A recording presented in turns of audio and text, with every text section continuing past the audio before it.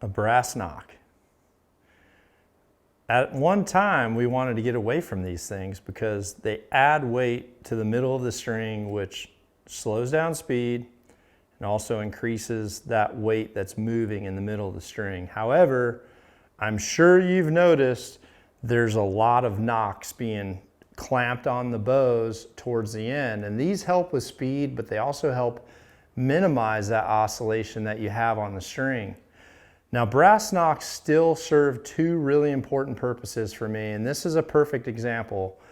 On this particular bow, I just changed out these strings and cables to an aftermarket set, and the aftermarket set isn't totally to spec to the factory setting that I did on this NOCK 30 when I worked on this bow and brought it forward.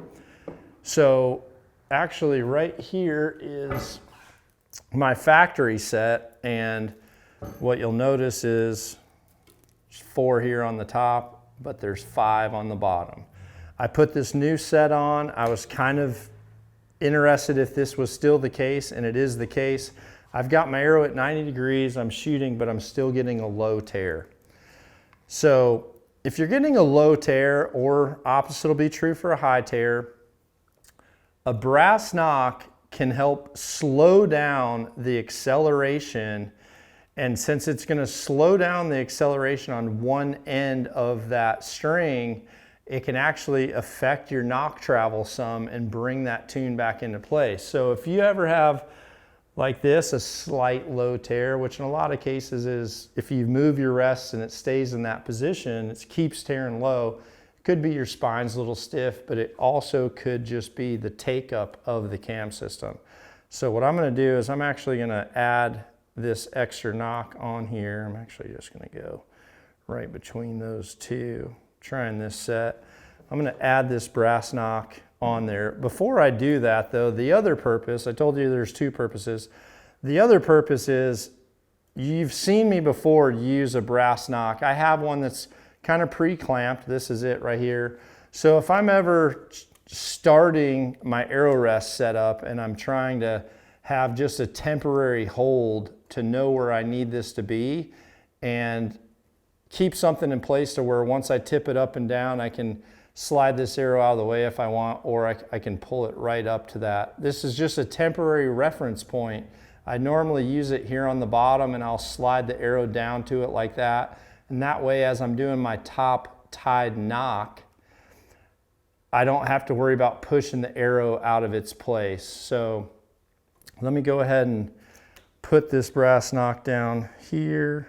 I'm gonna go right there with it, actually. Playing around with this a lot. And clamp that baby into position. Take that. And let's go again, see how this baby does.